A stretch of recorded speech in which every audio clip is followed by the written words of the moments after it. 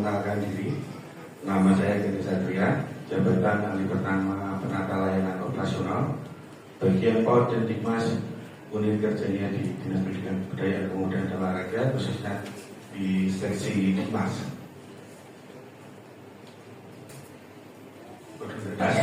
Jadi kebetulan saya bertugas di seksi Dikmas dan diberikan tanggung jawab beserta tugas, dan saya langsung ke RK saya saja.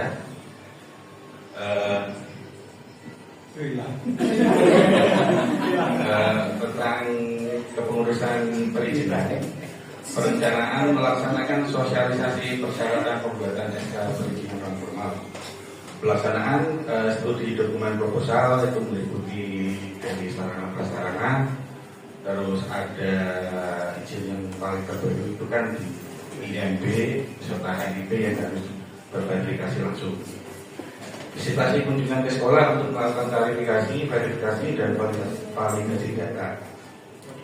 Lembaga informasi persyaratan pendirian dan operasional non formal, instrumen verifikasi, surat keputusan penetapan izin pendirian dan operasional non formal, penyampaian SK penetapan dan pendirian dan operasional.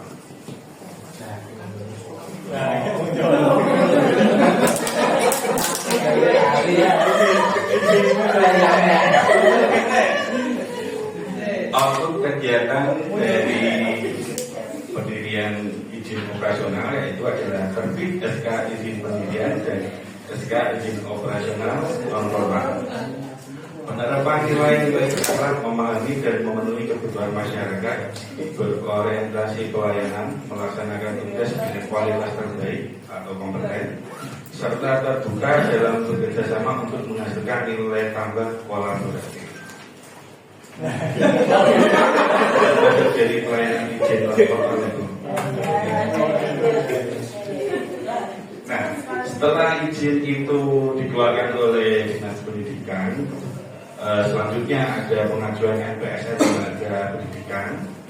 NPSN berguna untuk memverifikasi bahwa satuan pendidikan itu sudah terverifikasi langsung dari Pusdati Pusat. Validasi dokumen pengajuan NPSN Lembaga Pendidikan, surat permohonan pengajuan NPSN, formulir pengajuan NPSN, fotokopi SK pendidikan sekolah, fotokopi SK operasional, foto sekolah tampak depan, papan nama, surat keterangan tanah, dan ditambahkan lagi dari Kemenkumham juga pengajuan NPSN di Verval SP yang kemudian di-upload atau diterbitkan oleh Pusdati. Penerapan nilai-nilai yang berkala, melakukan tugas sesuai dengan kesepakatan hasil diskusi atau kompeten, melaksanakan tugas dengan kualitas terbaik, melaksanakan tugas sesuai dengan bidangnya, kompeten melaksanakan tugas dengan kualitas terbaik, bersinergi dengan pihak-pihak terkait dalam menyelesaikan pekerjaan atau kolaboratif, terbuka dalam bekerjasama untuk menghasilkan.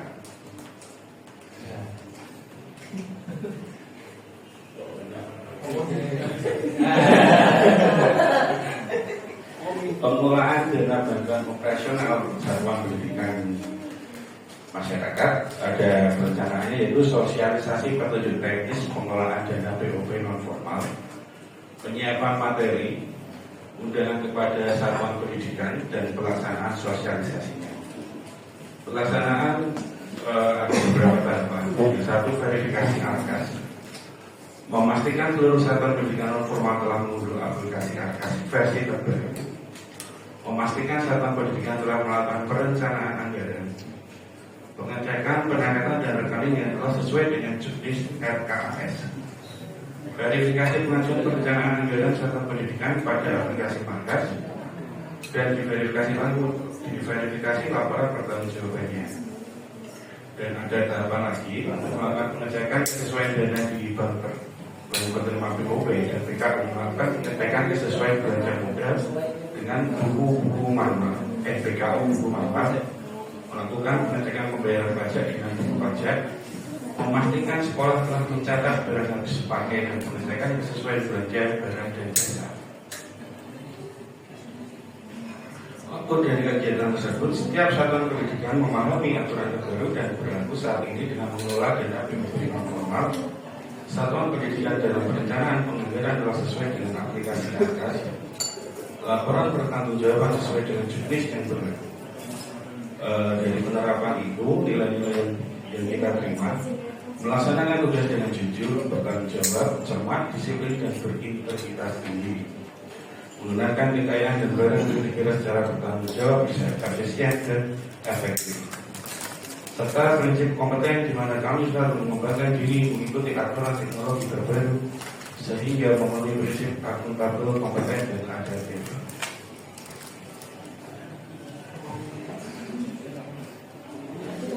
Kemudian layanan diberikan kepada polisi atau SN dan PPK, data siswa, siswa dan kepala NIK.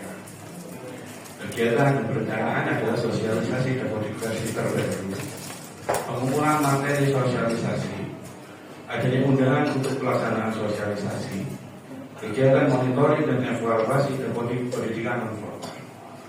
Pelaksanaannya adalah pengecekan jasa satuan pendidikan yang mengalami kendala, kunjungan ke sekolah, layanan pendampingan aplikasi Dapodik di manajemen dinas pada pendidikan dasar.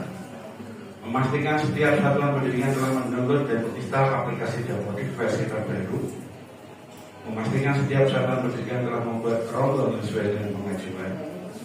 Memastikan setiap satuan pendidikan telah mengupdate PTK. Memastikan setiap satuan pendidikan telah menginput semua siswa baru dan mutasi. Memastikan setiap satuan pendidikan yang telah melakukan sinkron data sebelum cut-off 31 Agustus. Memastikan satuan pendidikan tidak ada residu dan data GPA. Output dari kegiatan dari pelayanan Dapodik, meningkatnya validitas dan mutakhir lengkap pada data pokok pendidikan distribusional dan lalu penerapan nilai-nilai yang bisa kita terapkan. Saya dapat mengidentifikasi potensi masalah dan solusinya. Ada tip bertindak proaktif. Saya dapat menyediakan laporan sesuai dengan ketentuan yang berorientasi pelayanan, memahami dan memenuhi kebutuhan masyarakat. Saya dapat melakukan diskusi dengan pimpinan kolaboratif. Nah, kemudian ada fasilitas e-ijazah pendidikan non formal ini diterapkan baru di tahun ini. Perencanaannya sosialisasi manajemen ijazah bagi satuan pendidikan yang dilakukan oleh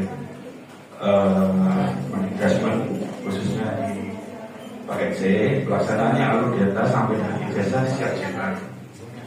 Dokumen yang diupload di manajemen ijazah, SK penetapan dan SPTJM dilakukan oleh satuan pendidikan terkait dan menggunakan peserta didik dari DNS sampai DNT.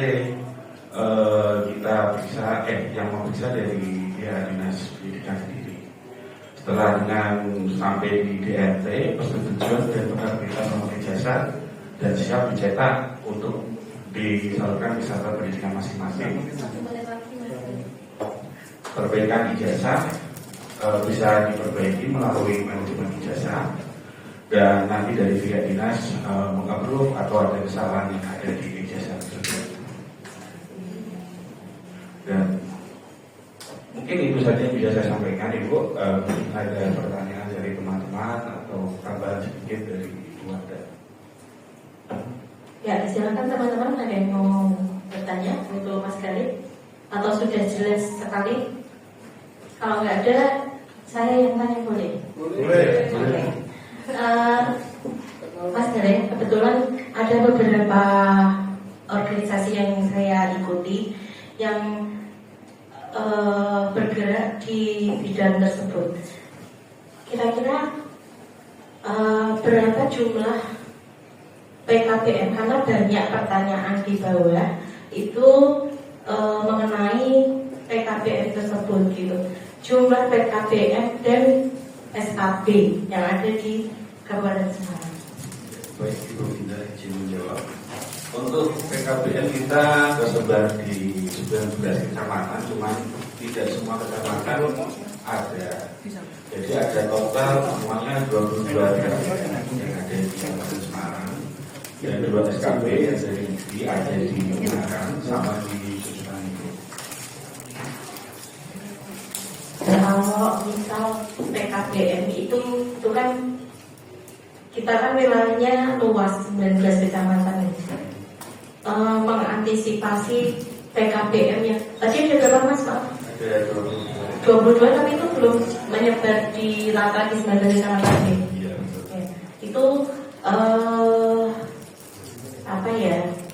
Caranya gimana biar bisa semuanya apa ya? Biar bisa masuk semua gitu loh Mas. Kalau caranya kan dengan diadakannya sosialisasi ke setiap PKBM dan biasanya ada kegiatan di kecamatan atau yang dihubungkan dengan ATS sekolah, nanti akan kita arahkan ke PKBM terdekat atau di SKP yang bisa menerima kekurangan siswa atau dari ATS tersebut. Ya, cukup. Nanti lebih lanjutnya saya bisa main ke ruangan. Monggo Ibu lanjutnya dari Janta. Terima kasih Mbak. Ya. Tadi saya berprediksi ini mesti saya lucu. Ternyata benar. Sangat mas. Saya sudah ya sampai saya berlinang air mata. Ya, Ternyata betul prediksi lucu tenang. Alhamdulillah paparan sudah diselesaikan dengan baik.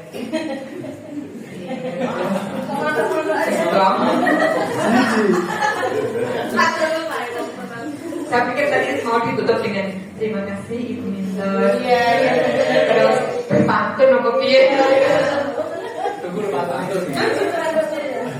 Gue dilanjut di WA. Jadi luar biasa paparan hari ini. Berikan tepuk tangan untuk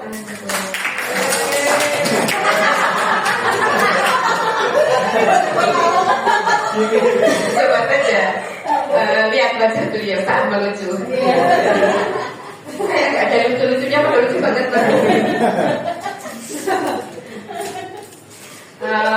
Baik, Mama sekalian, ada satu pertanyaan yang mau saya sampaikan. Jadi kita itu di PKBM itu sedang diserang oleh seorang musuh yang namanya residu. Jadi kita tuh kasihan Kak untuk teman-teman PKBM itu karena banyak sekali yang mengalami residu. Residunya nggak mungkin turun terus apa pelukan. Bahkan kemarin ada satu PKBM yang residunya sampai 80-an. Nah kalau residu berarti kan dia tidak dapat BOP-nya itu Masnya. Nah Mas untuk residu di lembaga, kalau permasalahannya jelas ya Bapak, misalnya usianya sudah melebihi batas itu gak masalah. Tapi bagaimana kalau ada warga belajar di PKBM yang mengalami residu, tapi permasalahannya bukan permasalahan teknis. Nah, menyikapinya gimana, Mas?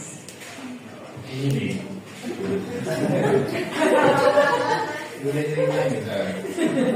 sebenarnya kan untuk pendidikan non formal ini banyak anomali.